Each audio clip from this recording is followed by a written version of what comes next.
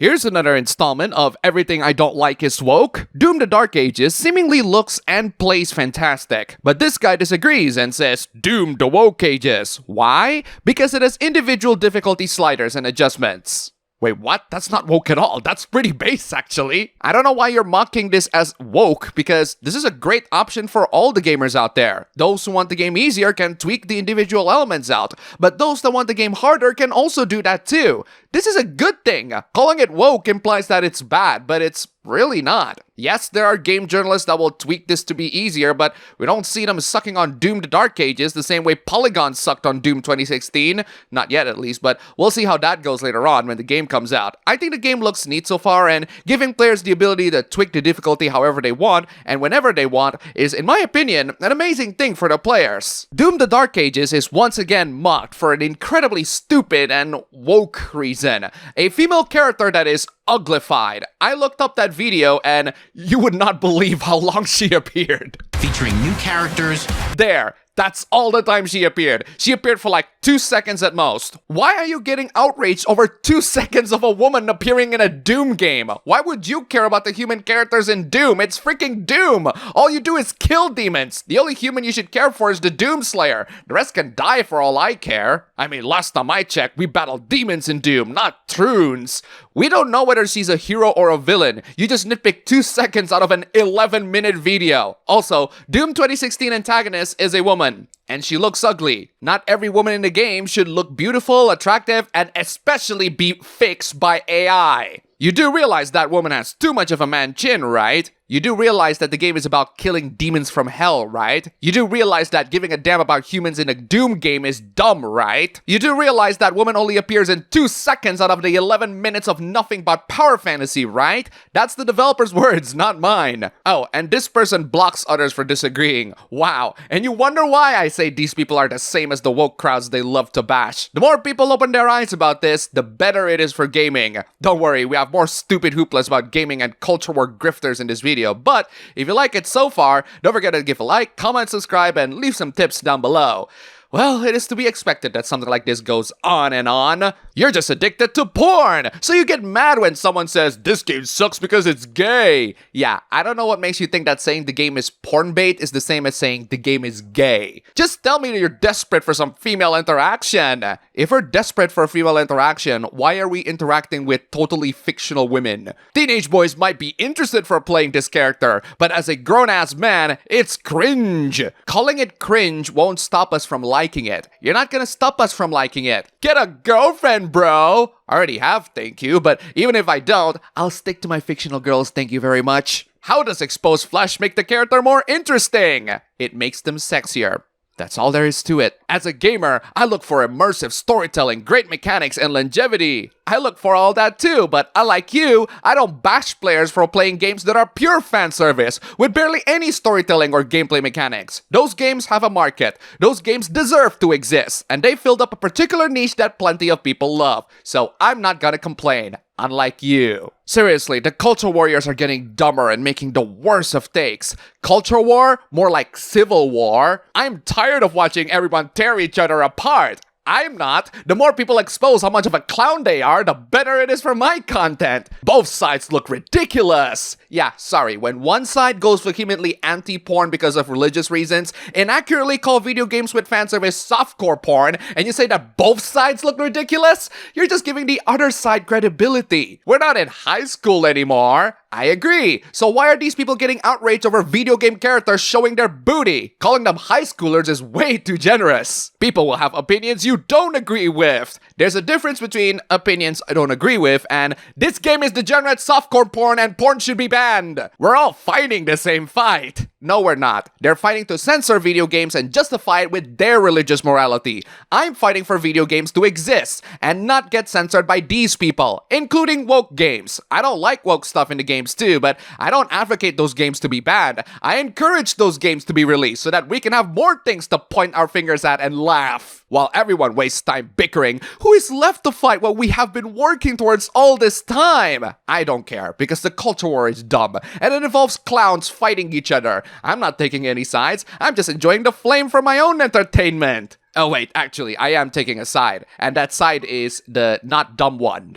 Are we really gonna throw it all away, block each other, and act like children? I agree. We shouldn't be acting like children by getting outraged by video game booties and blocking people for calling you out. Don't consume their content. Don't interact with them. That's true. If only those anti-woke, anti-porn moral guardians could just ignore these fan service games and not call them sinful, immoral, or degenerate softcore porn. I'm not picking a side here. Yes, you are. You are picking a side by giving the side that is factually and obviously in the wrong any form of credibility. If you cannot see that, then I don't know what else to tell you, dude. If you want to talk about games, let's talk about games. But I don't want you using my games to shove your politics because I'm not interested in your politics and I'm not interested in your activism. Politics is a really contentious topic to talk about, so I can totally understand why streamers don't want to talk about it. And yet, choosing that position will still get you bashed by the terminally political people. What's happening right now in the USA is tragic, and anyone that doesn't see that is either extremely privileged or dumb.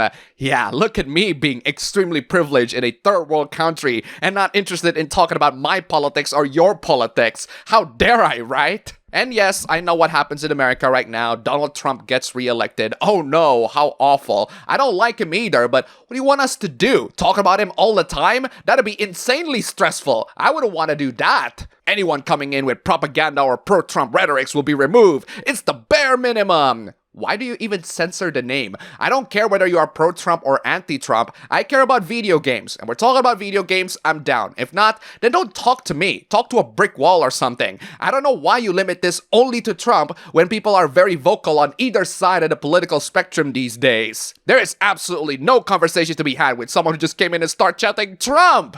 Yes, there are annoying people in the chat that spams political topics when they're not necessary. I don't like those people too, but that applies to both right-wingers and left-wingers, because I want to discuss video games and entertainment, not have you spam the name of your favorite political figure. Oh, speaking of anti-Trump, this transitions very well to our next installment of video games being used as platforms for politics. I can't believe that after all the outrage from the classic right-wing moral guardians, immoral outrage from the left-wing moral guardians feels like a breath of fresh air. Marvel Rivals is stuck in the dark ages, racist, sexist, and tone deaf. I have no idea what this person is on about, considering that Marvel Rivals is a pretty diverse hero shooter with lots of interesting characters and a fun gameplay to top it all off. It's 2025! Amazing! First sentence in and you're already pointing out the significance of the current year. Marvel Rivals feels like it was designed in 2005. And somehow you see this as a bad thing. What are the games released in 2005? Resident Evil 4? Greatest game of all time? Most influential game of all time? One of my favorite games of all time? If anything, this is more of a compliment than an insult. Video games were amazing 20 years ago. Where's the representation? Where's the inclusivity? You seriously cannot look the Marvel Rivals roster and think that's not diverse enough. We're stuck with the same lineup of old characters, most of whom are white dudes. Okay, this person clearly hasn't seen the character roster and just take things out of their ass. If anything, this genuinely sounds like this is being written by an AI because of how predictable it is. Diverse and groundbreaking characters from the Marvel universe are either sidelined or completely missing. Okay, name one.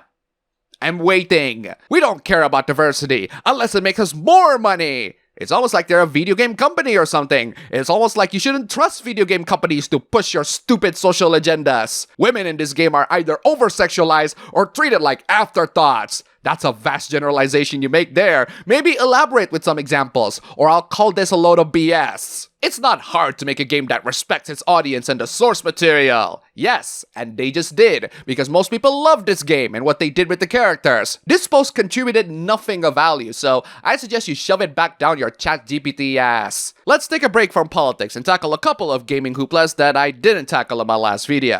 This person made a rather ridiculous claim. Single-player game sales are down! Yeah, plenty of games would disagree with you on that. But I want you guys to look at the games that he cited and see if you can find any common traits. They're all sequels to Sony-exclusive or former Sony-exclusive games. Horizon Forbidden West. The first Horizon is really underwhelming to me, so I have no interest playing this game at all. God of War Ragnarok. I love God of War 2018, but I do not like this at all. The gameplay is simplified, the story is a mess, and I'm not a fan of where it's heading. Spider-Man Spider-Man 2. I also love the first one, and even Miles Morales, but I'm not a fan of this one in terms of the story and characters. Final Fantasy VII Rebirth. I'm not a fan of the remake, so I have no interest in the continuation of the remake that should have finished the original story then and there. But Square Enix wanted to make it a trilogy. Not only Rebirth sells pretty well on PC right now, as far as things considered, but Square Enix committed to not making their games PlayStation exclusive anymore, because it didn't do well as a PS5 exclusive. Final Fantasy 16. I actually have lots of interest with this game, and while I do love the story, the characters, and a darker, more mature take on a Final Fantasy series,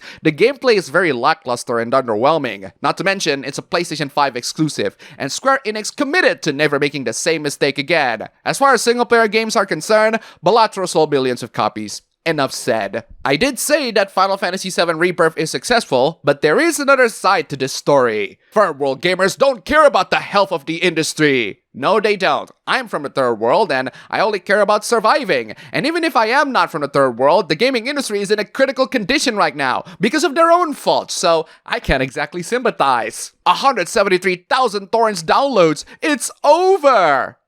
No, it's not. Also, where did you get that 173,000 number? That's way more than Steam's all-time peak data. It's over. Square Enix will never make PC port ever again. Yeah, that's not reality. Square Enix not only will continue to make PC ports, they're also making it a day one release. Facts. Console gaming is where the money is. Facts. PC gaming is where the money is. Second only to mobile gaming. What it's like being poor. Pretty terrible, actually. We have to struggle to survive. We have to work basically 24/7. But while you're still here making fun of the poor people, we're still here selling the C's and shoving our dicks up the corporate's ass. Cope and sieve. This next hoopla makes you wonder why people sail the 7 seas. There's no game in the world that is worth this amount of money. Grand Theft Auto 6 is definitely one of the most anticipated games of this decade. We'll have to see how it performs later down the line, but some rumors suggest that the game might have been priced $100 for the base game. Not collector's edition, not deluxe edition, the base game is $100. Well, I guess that's more reason not to buy games on day one, and sail the seas when the PC version comes up later. But seriously, how can we as an industry come into this conclusion? Greed, obviously. $7 isn't $100. Nice of you being able to do math, but they're both still ridiculously expensive prices for games. 2K started to $70 and everyone, including Sony, Nintendo, and Xbox followed. Yeah, they do. And unfortunately, there are way too many whales that are able to tolerate that price, and therefore we have to suffer the same bad financial decisions that they make. And you wonder why people play older games and pirate them. And that's all for the video today. Thank you all so much for watching. If you made it to the end, here's a cat. And also, huge thanks to all these wonderful sponsors. You are all fantastic. If you want to see your name among these legends, then check out the links below, just $1. And you have supported this channel a lot. Seriously, thank you so much for watching. Don't forget to check out my ABB Show stream channel, link below. Go subscribe, and I'll see you all next time.